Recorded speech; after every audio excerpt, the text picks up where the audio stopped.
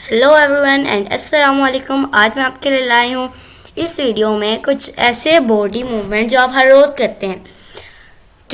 रोज़ करते हैं, लेकिन आज हम उनको इंग्लिश में बोलेंगे। तो चलिए शुरू करते हैं।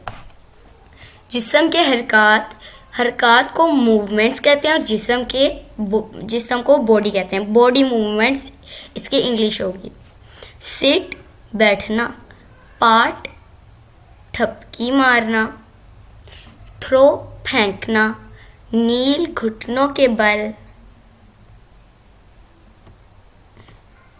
ब्लिंक पलक झपकाना, पॉइंट इशारा करना, विसल इसको विस्टल नहीं बोलते दोस्तों, विसल बोलते हैं, सीटी बजाना, विस्पर सरगोशी करना,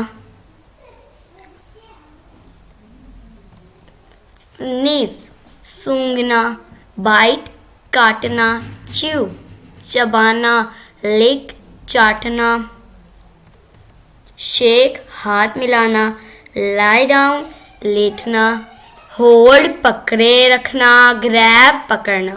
अगर आपको मेरी वीडियोस अच्छी लगती हैं तो जल्दी से चैनल को सब्सक्राइब और वीडियो को लाइक करना ना भूलें, ताकि आपको मज़ीद वीडियोस की नोटिफिकेशन मिलती रहे।